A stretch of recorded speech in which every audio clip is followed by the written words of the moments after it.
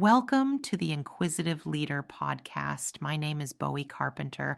I am a visionary, advisor, strategist, and executive coach, bringing over 29 years of professional experience as an individual contributor, manager, and leader of large scale teams. I'm also the creative architect of this podcast. It is such a pleasure to welcome you into the Inquisitive Leader community. Today's episode is about finding passion and purpose at work. Feeling disconnected from your work, it's not just common. For most people, it's an everyday reality. In fact, if I'm being honest, I've been there too. It's this truth that, well, I think it's what makes so many of us a little uneasy when we hear it out loud. But here's the thing, we're not alone in this. Let's take a moment to think about some numbers. According to a recent Gallup study, 69% of U.S. employees report feeling disengaged at work. That's not a small statistic, it's the majority. So, this feeling that many of us hesitate to admit, it's actually kind of the norm. And honestly, we aren't really prepared or told how to navigate these ups and downs, are we? Just like any relationship, our connection to work has its highs and lows. And those highs, yeah, they make it easy. But the lows, that's when it gets tough to stay engaged, to find meaning in what we're doing day in and day out.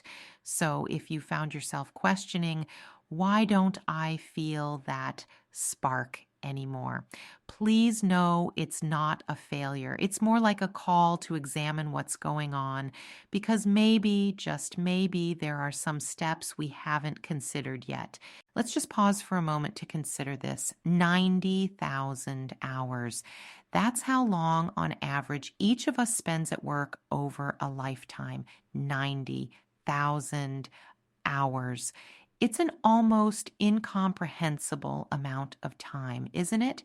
And it really brings up the question, how much of that time feels meaningful? Now, here's where it gets interesting. Marcus Buckingham, in his book Love Plus Work, talks about the importance of understanding what truly energizes us, our weird, as he calls it. It's that unique essence, the thing that makes us distinctly ourselves. He argues that when we lean into our strengths, the things we're naturally good at, we open the door to finding satisfaction in our work. It's not just about what we do well, though. It's about what makes us lose track of time, those moments when we're so engaged that everything else sort of, falls away. And honestly, that's not something many of us take the time to figure out. We're often so focused on meeting expectations, aligning ourselves with what's asked of us, that we forget to ask, what do I love doing? What in my work actually excites me? That's where curiosity comes into play. Self-awareness, too. Taking a step back and exploring, what am I doing when I feel energized, when I feel connected to my work?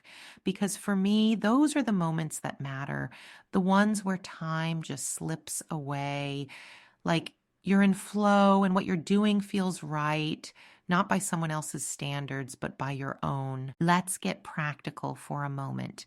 When you find yourself falling out of love with your job, because it does happen, how do you find your way back? Well, it starts with these 6 simple but profound questions. What am I feeling and why? Am I connected to the mission of my organization? What inspires me about it? How can I discover new points of inspiration? Have I built a network within the organization?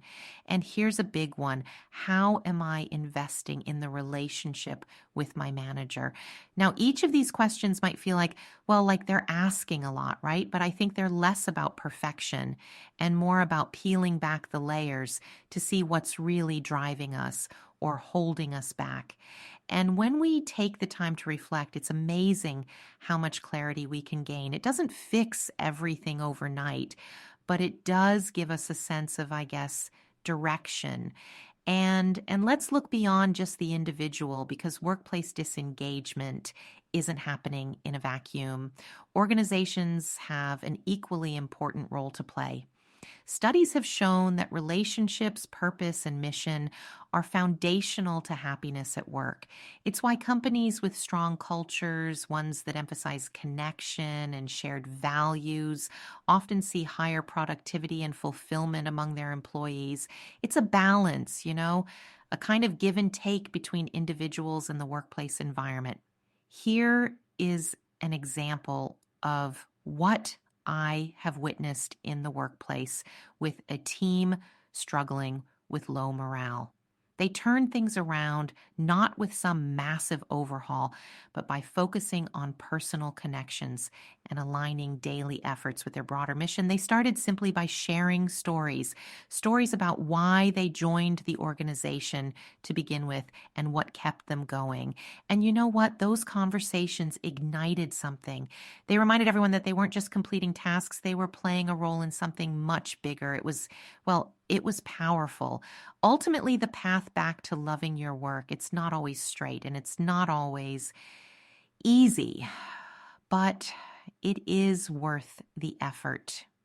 Because when we recalibrate, when we reconnect with what matters most to us, we don't just improve our own experience. We kind of lift those around us too. And that ripple effect, that's where the real magic happens. On that note, let's call it here for today. Remember, it's not about avoiding the struggle completely. It's about meeting it with curiosity, with intention, and with a little bit of grace. Thanks for joining me here on the Inquisitive Leader podcast.